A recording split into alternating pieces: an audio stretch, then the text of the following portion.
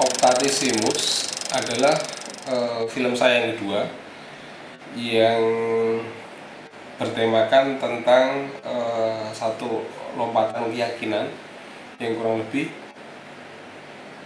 merupakan perpindahan dari logika menuju keyakinan atau dari logik menuju ke faith, dari rasio menuju ke iman, sebutlah begitu.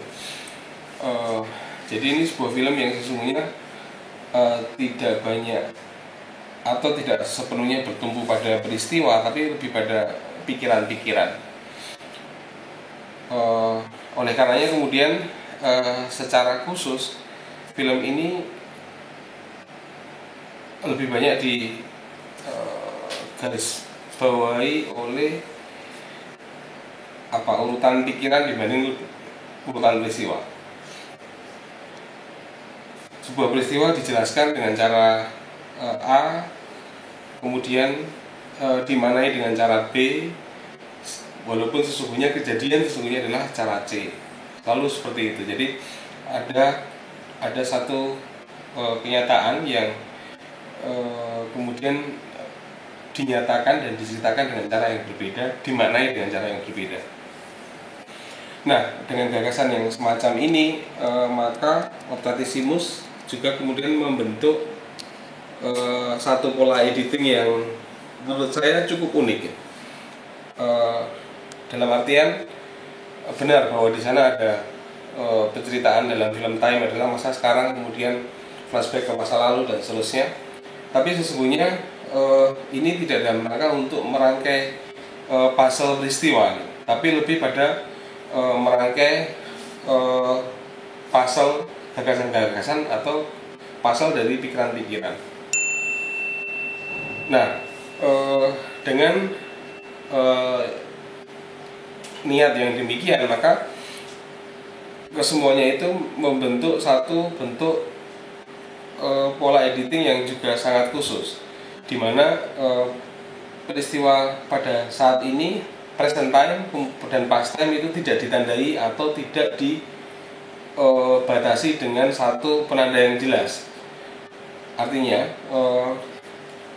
kalau tubuh itu terkait pada ruang, maka sebenarnya pikiran tidak terkait pada ruang, tidak terkait pada waktu. Jadi pikiran bisa melompat ke masa depan, melompat ke masa sekarang, walaupun tubuh ada di masa sekarang ini, bisa melompat ke masa depan, bisa melompat ke masa lalu, meskipun tubuh ada dalam masa sekarang. Dan itulah yang terjadi pada Optatisimus. Oleh karenanya kemudian penonton akan melihat kalau tidak dibingungkan oleh perpindahan-perpindahan dari masa lalu ke masa sekarang, masa lalu ke masa sekarang, yang kalau disikapi sebagai sebuah keberlanjutan ruang, maka itu akan membingungkan. Keberlanjutan waktu maka akan membingungkan. Tidak membingungkan kalau misalnya penonton menyadari bahwa itu adalah keberlanjutan gagasan atau keberlanjutan pikiran. Nah, oleh karenanya kemudian dari awal sampai akhir itu merupakan pergeseran pikiran dari pikiran satu ke pikiran berikutnya, dan kemudian pada akhirnya kemudian dia sampai pada perubahan dari gagasan mental, sikap mental dari si tokoh utama, yaitu Andreas. Bahwa kemudian dia bertemu dengan tokoh A, tokoh B, orang gila, istrinya, calon istrinya, B dan seterusnya, itu lebih kemudian untuk memancing atau menjadi stimulan dari gagasan-gagasan yang sedang dia percaya, yang kemudian akhirnya satu persatu runtuh atau berubah setidak-tidaknya sampai kemudian dia sampai pada sebuah penyikapan yang spiritual dari seluruh peristiwa itu. Kira-kira demikian. Menurut Hatta, ketika melakukan editing Optatisimus ini apa yang paling menarik di dalam proses editingnya?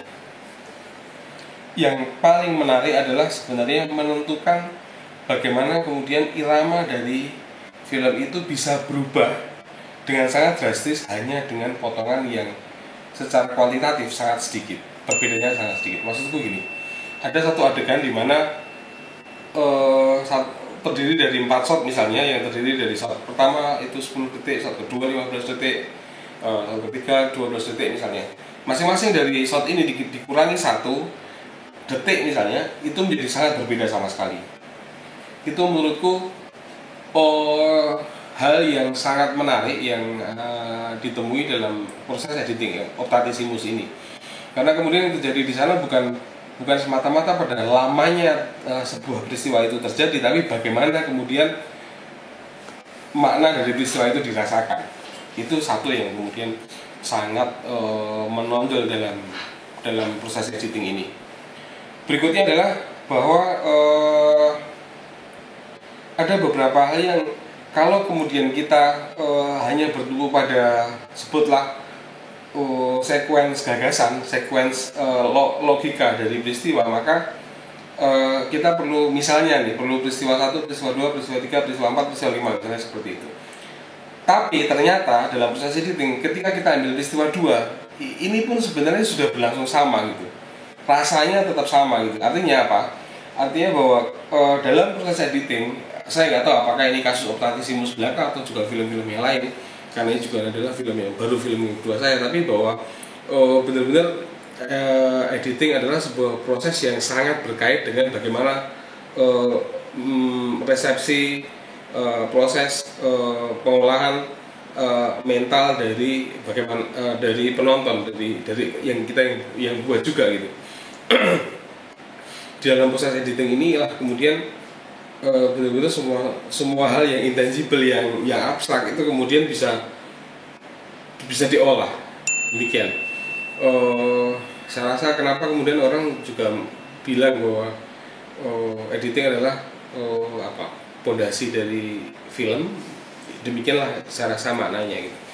Dimana hal yang sangat kecil bisa menjadi punya dampak yang sangat besar gitu ketika kita berada di meja editing.